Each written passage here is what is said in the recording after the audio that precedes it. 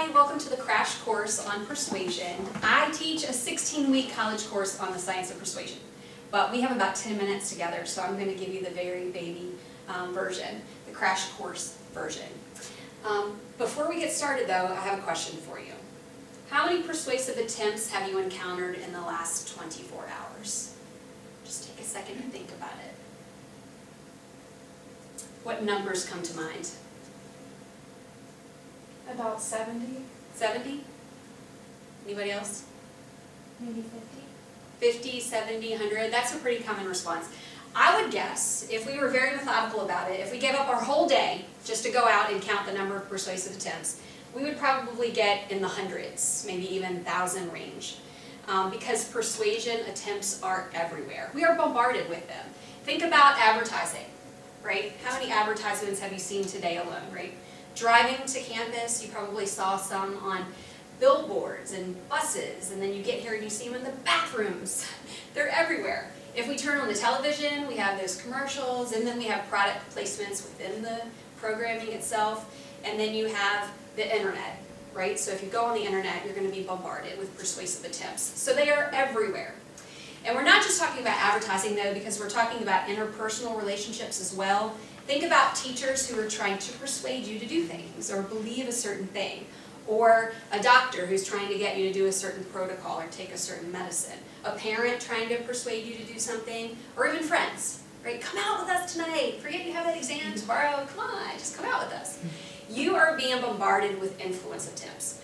What I'm going to talk about today is mostly examples from the advertising world, but this applies to all kinds of persuasion attempts. The reason why this is important is because understanding a little bit about the science of persuasion helps you persuade people and get them on board with your ideas and the things that you care about, which is good. But it's also going to help you know when you are the target of an influence attempt.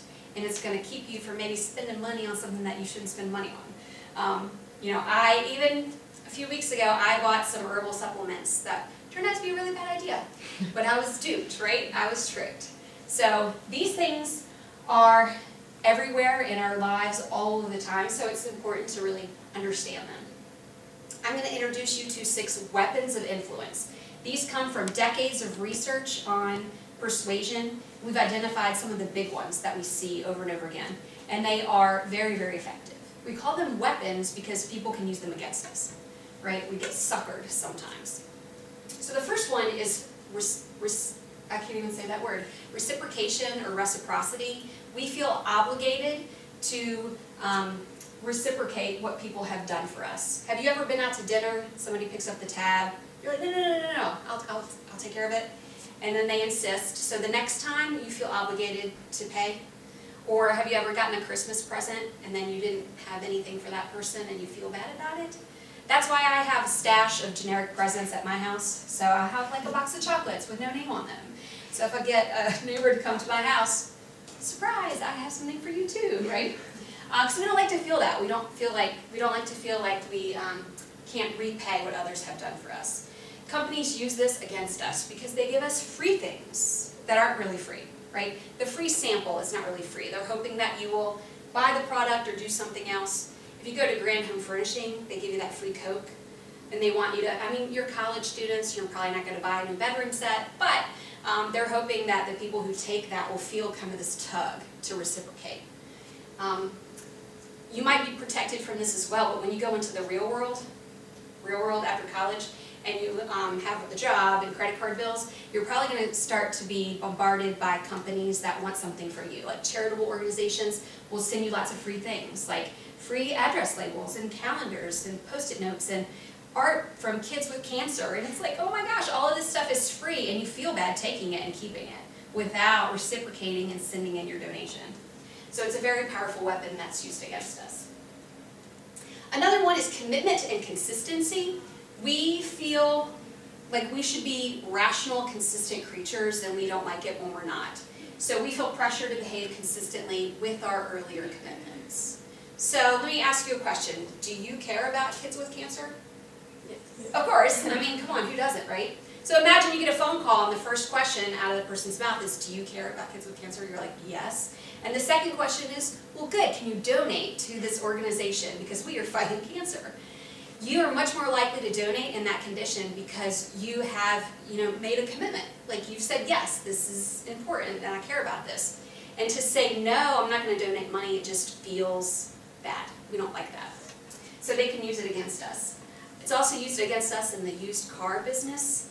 So let's say you go to the used car lot, you see a car you like, and the price is actually not so bad.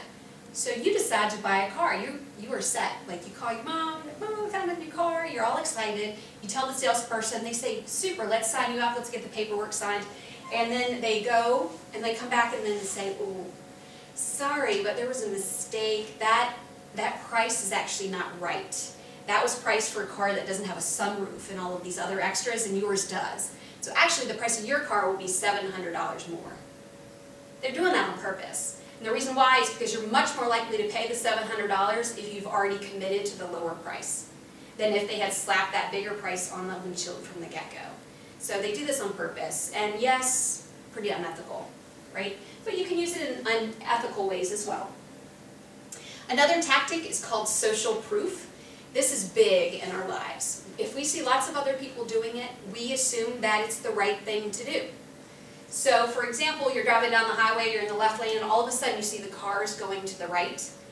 You go to the right. You think they have information that you don't have. There must be something in the road that's a hazard, and they're moving, so you do it too. You just follow the crowd. Well, a lot of times that's a good thing to do. They do have information you don't have, but we can be tricked with this as well. Just an example that you're probably familiar with, Rate My Professors. You don't know who to take for a class, so you go online, you see this professor has really good ratings, this professor doesn't. You take the professor who has the good ratings, right? And a lot of times, having lots of people like a professor means that they are good, and you might like them too. But not always, right? Restaurants do this, TripAdvisor, Hotels.com, all of the websites tend to have these ratings. And they can be deceptive.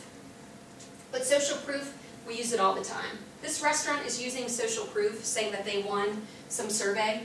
And if a lot of people like it, it might be a good sign that it's a good place to eat.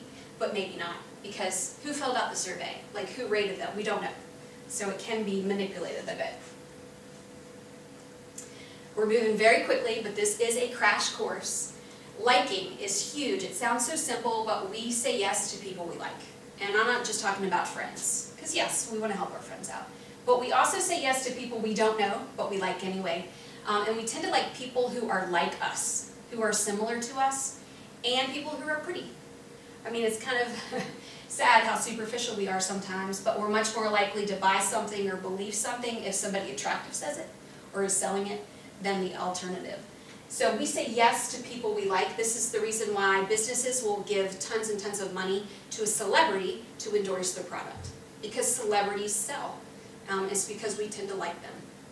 And of course, if a celebrity gets in a scandal, they are pulled from that product because all of a sudden we don't like them if they're accused of sexual assault or some other thing. So the company would immediately get those people off that endorsement because it could backfire. We also say yes to people who are authorities. And there's this whole area of social psychology that shows that we blindly obey authority. Even when there are dangerous outcomes, sometimes we just say yes because somebody has a white coat or this title, and we feel like they know more than we do, and we will say yes. This is true in sales as well. So if you're selling a nutritional supplement or something, you should probably have a doctor endorse that for you. If you're trying to raise money for a cause you believe in, you want to be perceived by your friends and others as an expert, right? Learn as much as you can about it. Throw out stats and try to be perceived as somebody who really knows what they're talking about. The last weapon that we'll talk about today is scarcity. We like opportunities more when they are less readily available to us. And this is a weird psychological thing. We don't like to have our options limited. So when we feel that they're limited, we grab onto the options. So if it's a while supplies last or limited supplies only, we'll snatch it up. Black Friday is a big example of this, which is ridiculous because I fell prey to this one time. I went in to get a TV. I was so excited, limited supply and really special price. I waited in line, spent my money, and then went back the next day to buy something else, and the TV was the same exact price the day after Black Friday, right? So it's not always a good idea. The prices usually are not that scarce. But we fall prey. I mean, it works. It works all the time. You know who is a master at scarcity? And pretty much every other weapon of social influence? Disney. They know what they're doing. They know how to persuade. So with scarcity, they put their movies in the vault, the Disney vaults. You've heard of this? So they put these away and you cannot buy them at certain times of year. When they come out again, people go like crazy people to go buy these movies. Because they think, oh, this is my last chance, and this won't be available again for years or whatever. Disney does that on purpose because they know they'll sell more if they come across as scarce. So anyway, that was a very short crash course on some of the weapons of social influence. Hopefully, you know just a little bit more than you did 10 minutes ago. But just keep an eye out. Start to pay attention to the ways that you're being influenced, and maybe you can catch some people with bad intentions trying to sucker you into doing something that you don't want to. And more importantly, maybe you can get your friends to help you move next weekend, or help you volunteer at an organization that you feel really passionately about. So use these weapons for good and not evil. Thank you very much.